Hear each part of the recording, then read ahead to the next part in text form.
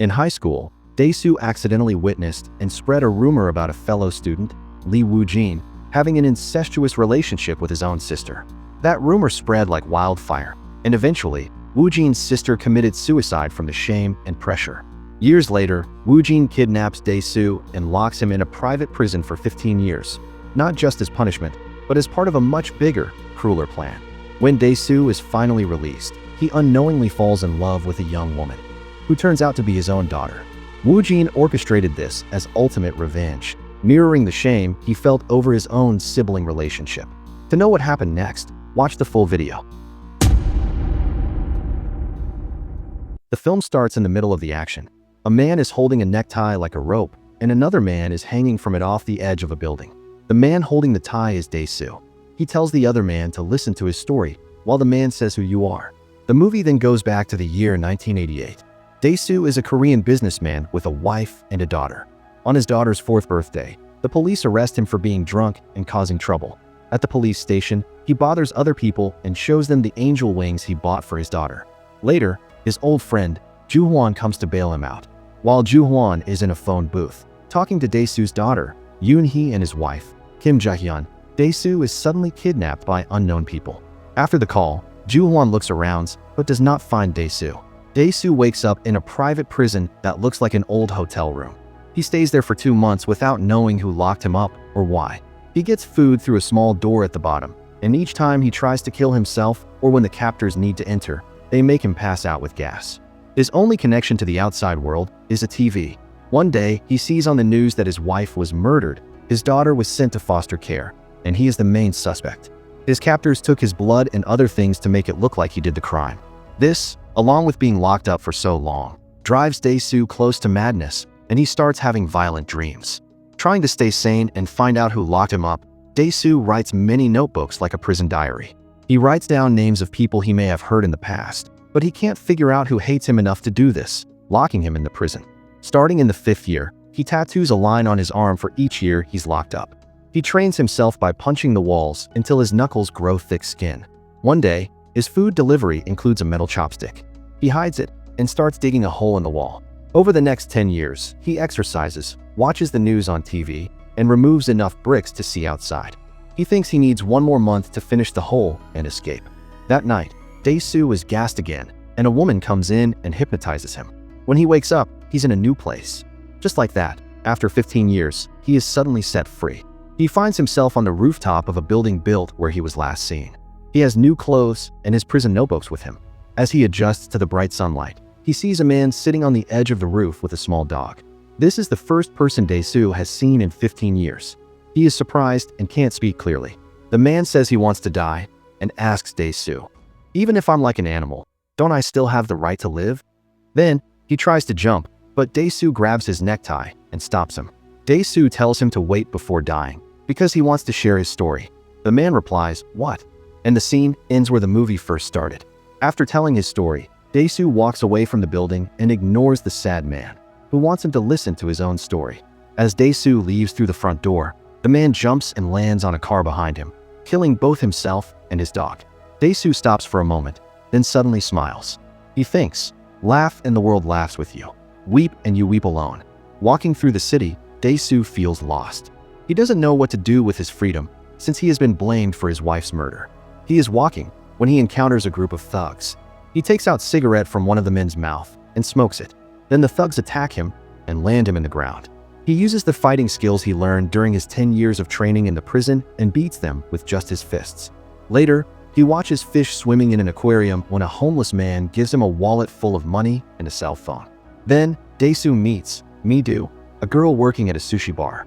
He remembers her from a cooking show he used to watch in prison, and she says he looks familiar too. A strange man calls Dae-soo on the phone and says he is the one who locked him up. He says it was just an experiment and dares Dae-soo to find him and learn the truth. He leaves a strange clue.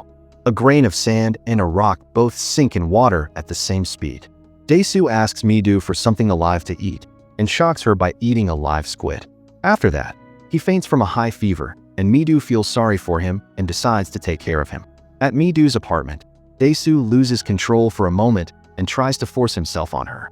Mi-do stops him, but she understands he acted out of desperation. She tells him that they can make love later, and she will let him know when she's ready. In the next few days, Mi-do looks into Dae-soo's past, and when she visits a local watch shop, the shop owner tells about Dae-soo's daughter. She finds out that his daughter was adopted by a couple in Sweden, and she informs him about this, but Dae-soo decides not to contact her for now. He goes back to Mi-do's apartment and finds that she has been chatting on her computer. The person she was talking to turns out to be the one who locked Dae-soo up. Feeling betrayed and unsure if he can trust Mi-do, Dae-soo leaves. Remembering the taste of the dumplings he ate for 15 years and seeing the name Blue Dragon on a piece of a receipt once, Dae-soo starts visiting Chinese restaurants with that name to find the right one. He finally finds it, a place called Magic Blue Dragon. He follows the delivery boy to one of his stops and discovers the prison where he was kept. Inside, he catches the manager, Mr. Park, and tortures him by pulling out one tooth for each year he was locked up, 15 in totals, using a claw hammer. Mr. Park tells him to check some tape recordings, and Dae-soo finds one with his name on it. The recording explains that the place is a private prison where people can pay to have someone locked up. His captor arranged for him to be held for 15 years and even chose the drugs to give him. The only reason given was, Dae-soo talks too much. As Dae-soo leaves, the guards attack him, but he fights them off with only his fists and claw hammer. He gets stabbed in the back during the fight. Seriously hurt, Dae-soo is helped into a taxi by a stranger. That man sends the taxi to Mi-do's apartment, showing he knows her address. He is actually Dae-soo's captor, but Dae-soo is too weak to confront him. Back at Mi-do's place, she takes care of Dae-soo and helps him recover. Once he feels better, he visits his old friend, Ju-hwan, at his internet cafe and plays the tape recording. Ju-hwan doesn't know the voice, but he does manage to find out who Mi-do had been chatting with online. Someone using the name Evergreen. They send a message to Evergreen, who replies by congratulating Dae-soo on his wife's murder case being dropped, then mocks him again. Dae-soo goes back to Mi-do and gets angry, thinking she's still helping Evergreen. He tries to force her to talk. Just then, Ju-hwan calls and says he has tracked Evergreen's online ID and found the person's real name, Soo-deo, along with an address. Dae-soo realizes it's an apartment right across from Mi-do's building. He rushes there and finds his captor, a man named Woo-jin, and his bodyguard, Mr. Han. Dae-soo tries to attack, but is incapacitated by Han. Woo-jin tells Dae-soo that he can't kill him or torture him, because if he does, he'll never find out the truth. Woo-jin says he has a pacemaker that he can stop remotely if needed. Then, he challenges Dae-soo to a game. He has 5 days to discover why all this happened. If Dae-soo fails, Mi-do will die on July 5th. If he succeeds, Woo-jin promises to kill himself. As Woo-jin leaves, he casually mentions that Dae-soo forgot to lock his front door. Dae-soo rushes back home and finds that Mr. Park and his gang have attacked Mi-do. She has been badly hurt, and Dae-soo is beaten too. Mr. Park is about to pull out Dae-soo's teeth when Mr. Han suddenly shows up. He offers Mr. Park a suitcase full of money to leave. Park agrees and leaves, but Dae-soo warns him that he'll cut off his hand if he ever returns. Dae-soo and Mi-do leave the apartment. As they travel, they become closer. Mi-do tells him she's ready to sleep with him. After they make love, they are gassed again. When they wake up, they find a box in the room with Mr. Park's severed hand inside. Dae-soo realizes Woo-jin must be listening to him, so he checks and finds a bug hidden in his shoe. They remove it at a store. Later, with Mi-do's help, Dae-soo figures out that Evergreen is the name of his old high school. There, he discovers Woo-jin was a student too. He calls Ju-hwan, who confirms this and adds that Woo-jin had a sister who was known for having many affairs and later took her own life.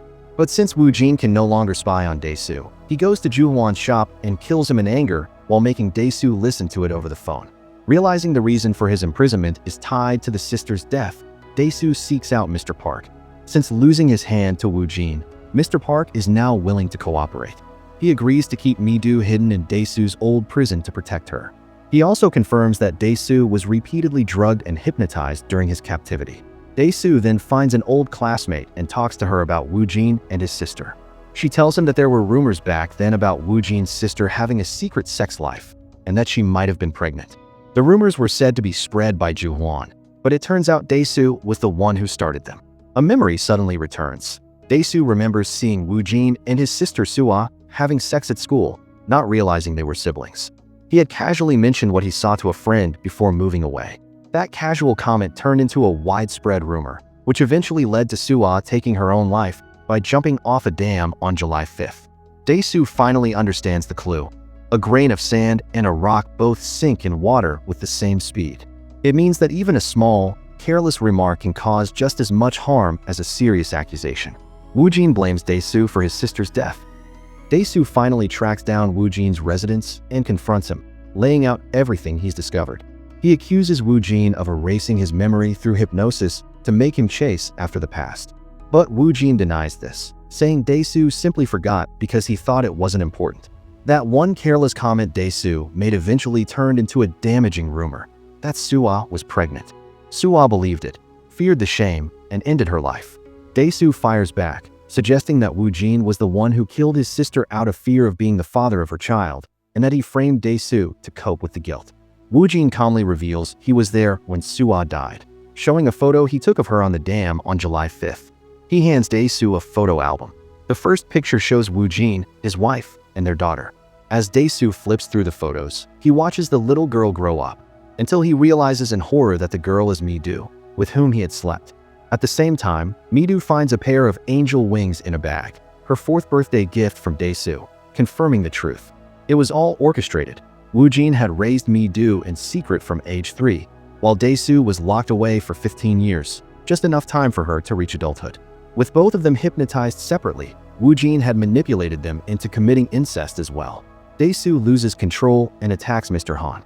Though wounded, Han still overpowers him, until Woojin pulls out a gun and kills Han himself. Dae-soo finds out that Mr. Park was never on his side. He's still working for Woojin. In exchange for severing his own hand, Mr. Park was given full control of the prison, and now he's with Mi-do, preparing to show her the same photo album under Woojin's orders. Horrified, Dae-soo begs Woojin to stop. Then he takes out a pair of scissors and cuts off his own tongue. Satisfied that his revenge is complete and his desire for vengeance fulfilled, Woojin changes his mind about killing Mi-do. He prepares to end it all, planning to shoot both himself and Dae-soo with the same bullet. But instead, he tosses Dae-soo the remote to his supposed pacemaker. Dae-soo quickly presses the button, only to realize it was never a detonator. It activates a tape recorder instead, playing the horrifying sounds of him unknowingly sleeping with his own daughter. As the elevator doors close, Woojin leaves, while Dae-soo is left alone in the room, haunted by the sound of his shame.